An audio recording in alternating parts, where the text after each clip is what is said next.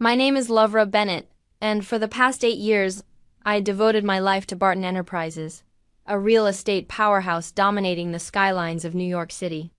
I wasn't just another employee, I was Richard Barton's right hand.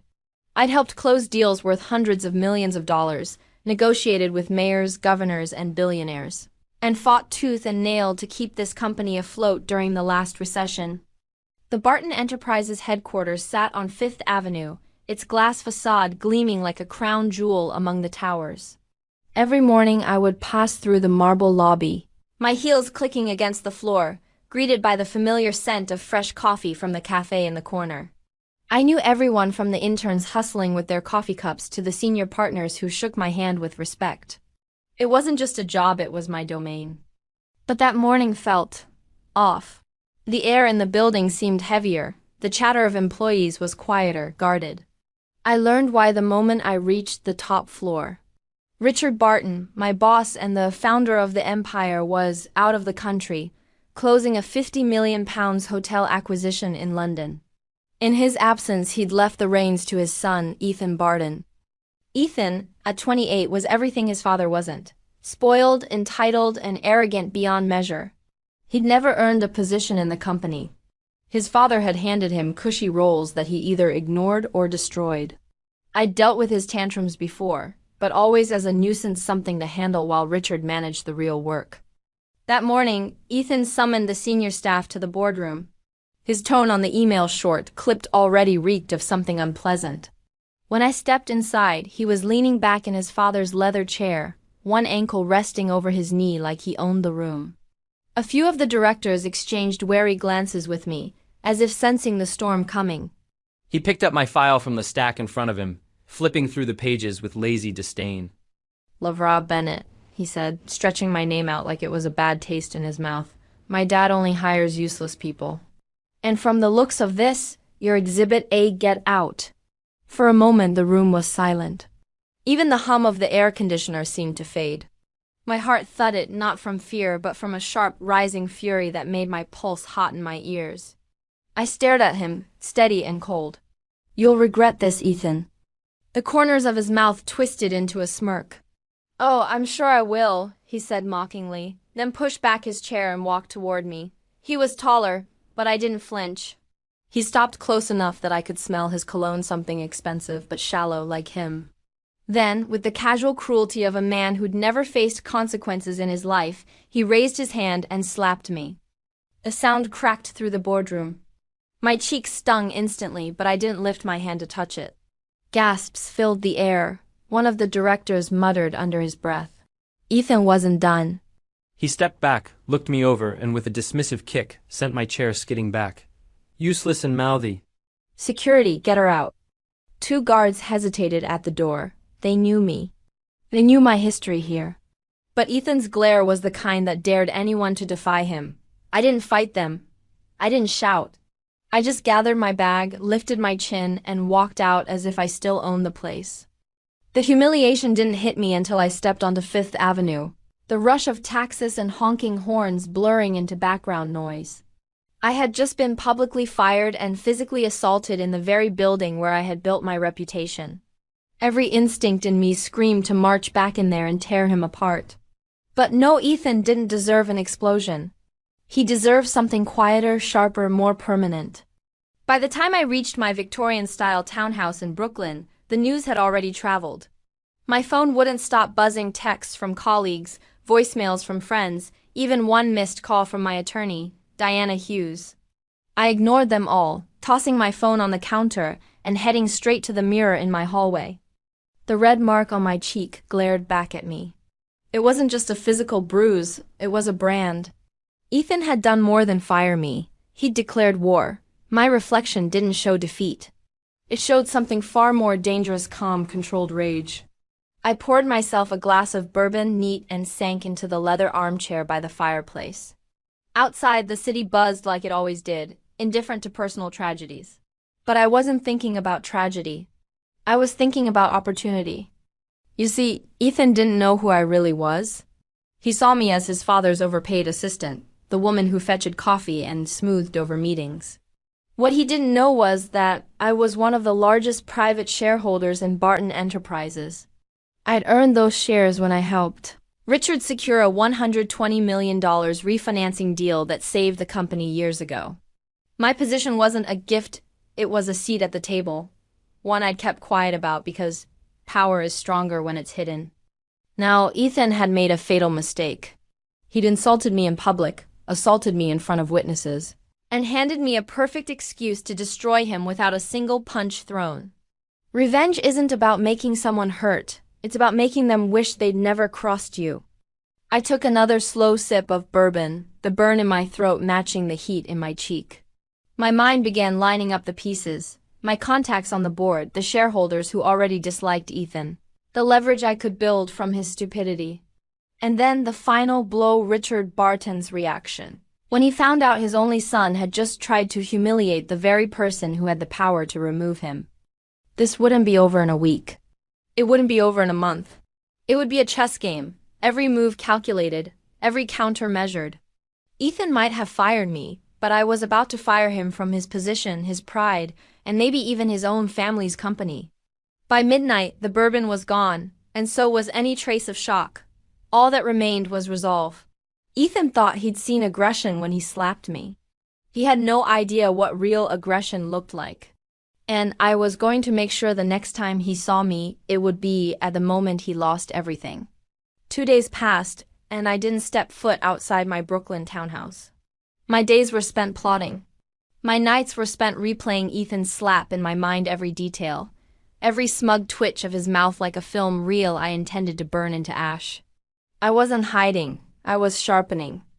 On the morning of the second day, I was in my kitchen, sipping coffee from my favorite porcelain mug, the one Richard had given me after we closed the $250 million Hudson Towers deal, when my phone buzzed. The caller ID lit up with a name I knew all too well, Richard Barton. I answered, keeping my tone neutral. Richard. His voice was different, lower, tighter, and edged with something cold. Lavra, I heard Ethan fired you. Did he hit you? Yes, I said, without hesitation. In front of your senior staff. No one moved to stop him. For a moment, there was only silence on the other end. Then I heard it, a subtle shift in his breathing.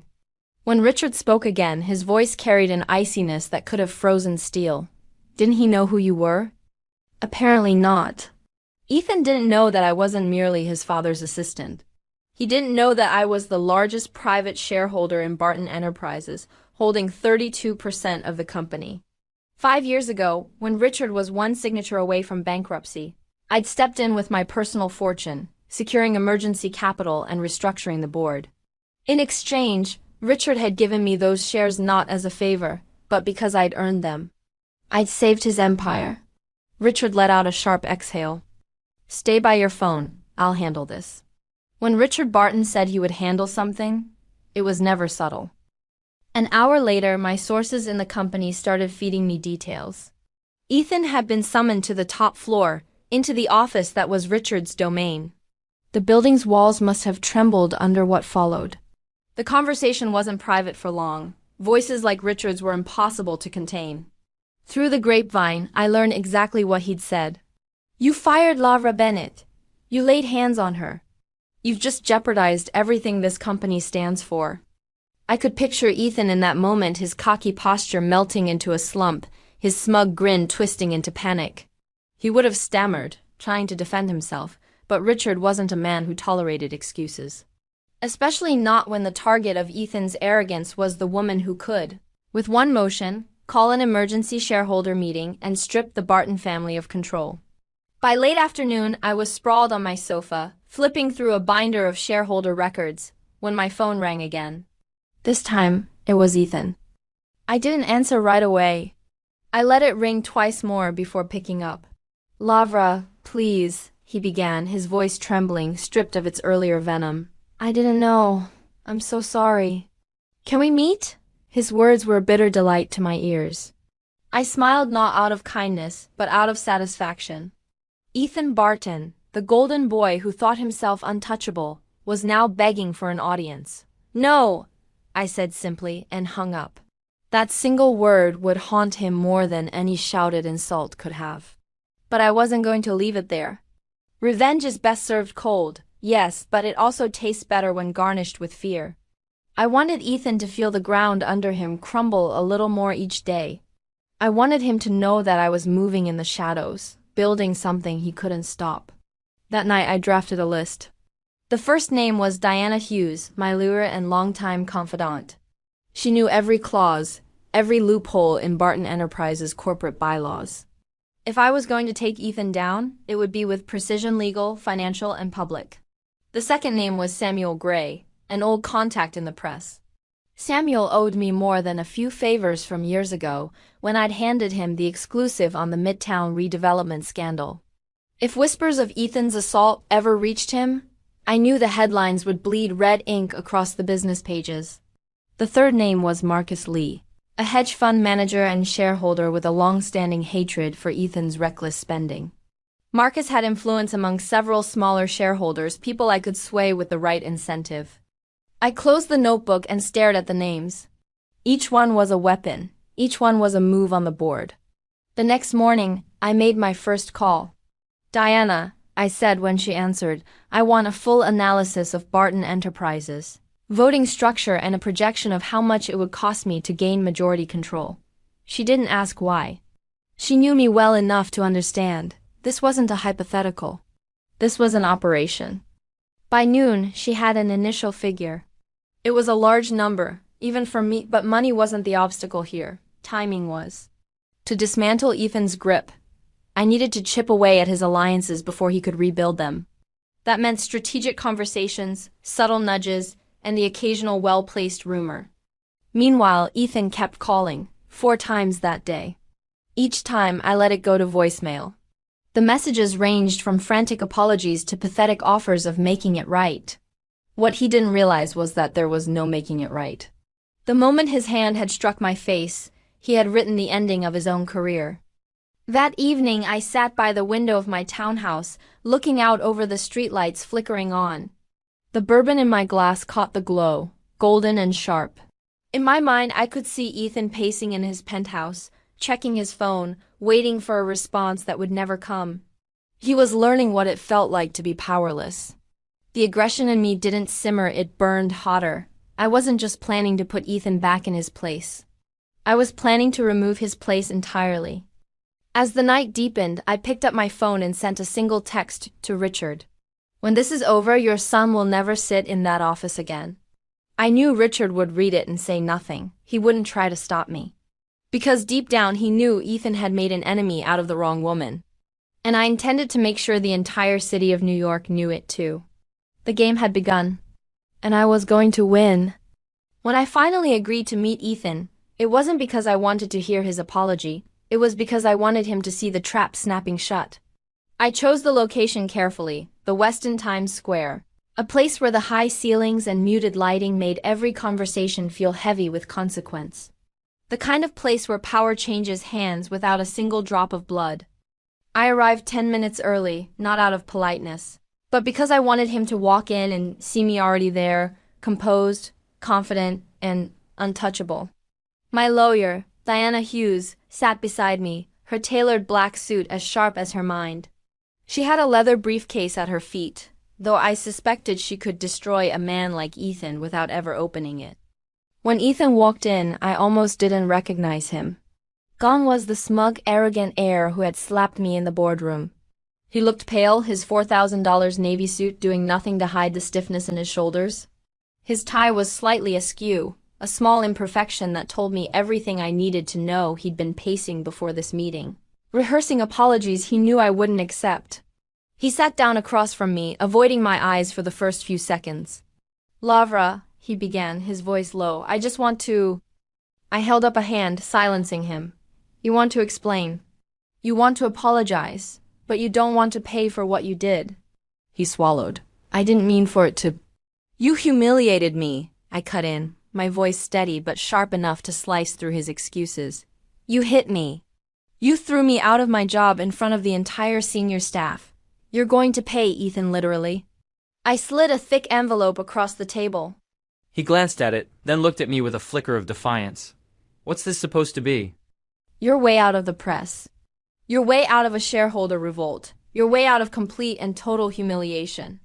Inside was a settlement demand for $5 million, a figure Diana and I had calculated not for fairness, but for pain.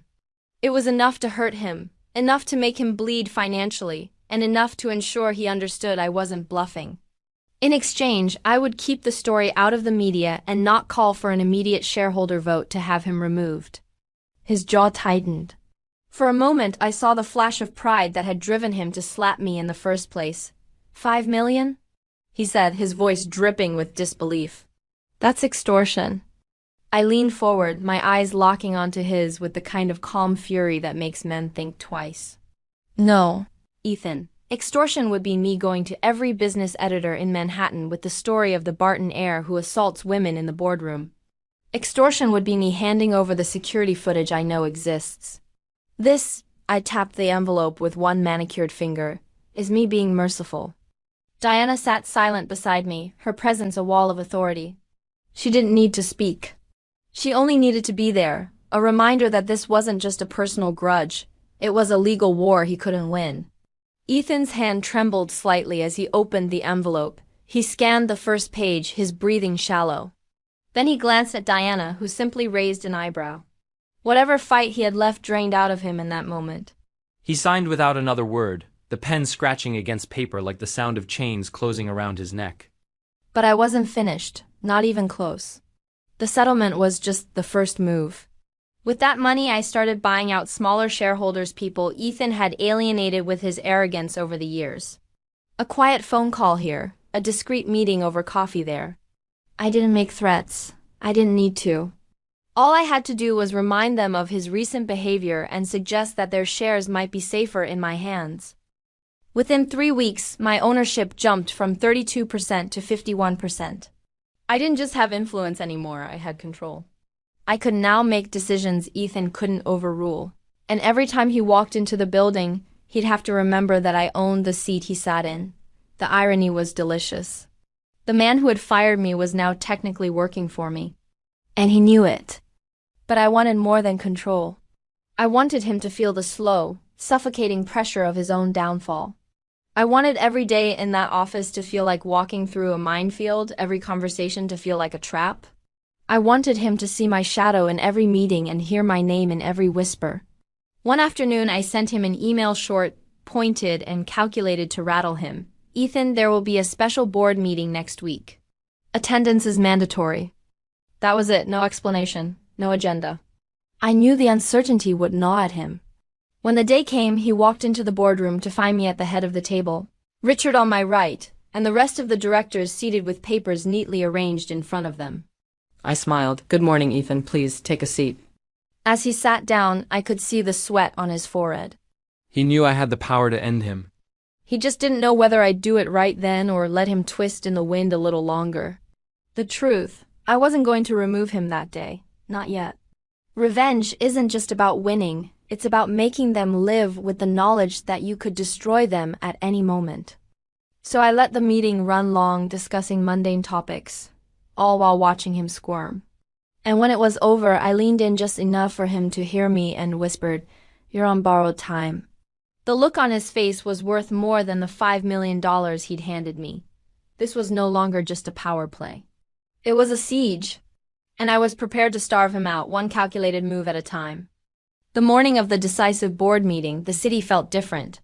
The air was crisp, the kind of chill that cuts through your coat, but inside me there was nothing but heat, pure, unrelenting determination. This was the day Ethan Barton's reign of arrogance ended.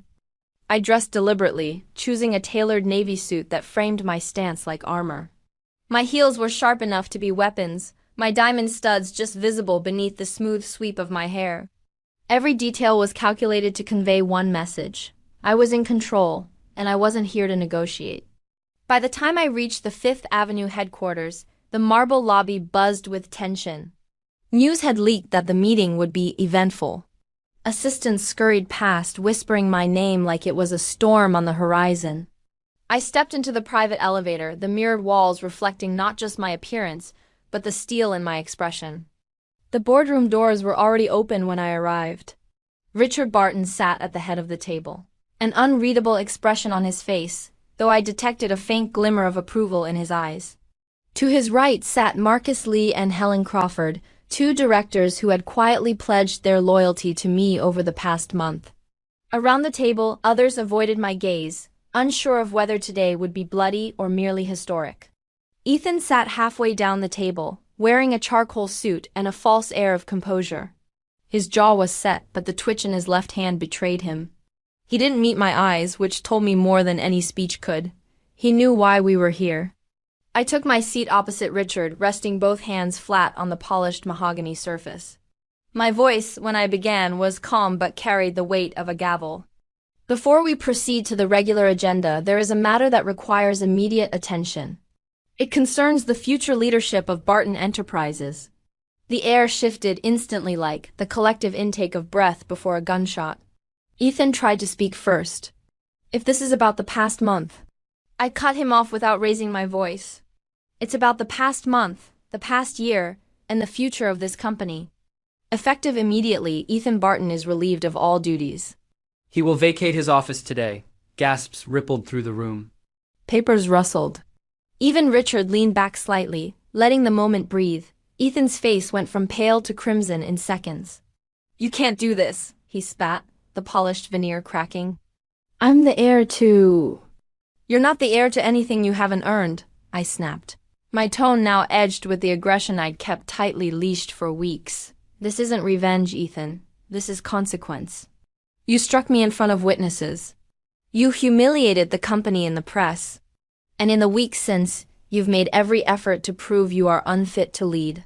Today, the board decides whether to save this company or let it sink with you." I let the silence hang for a moment, watching the flicker of fear creep across his face.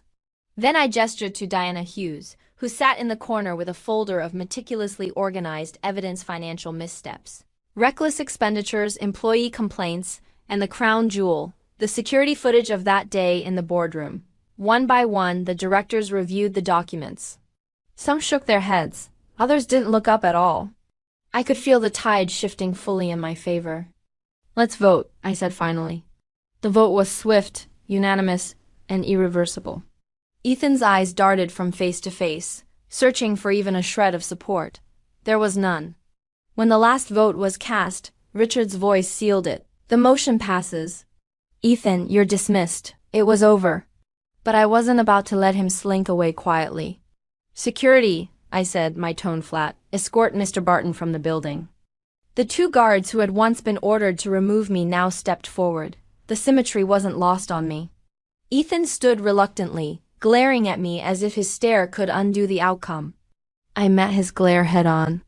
"Consider this your severance," I said coldly. "The fact that I'm letting you walk out the door instead of into a courtroom is more mercy than you deserve." The room stayed silent until the doors closed behind him. Then I gathered my papers, stood, and addressed the board. Barton Enterprises belongs to people who build, not people who destroy.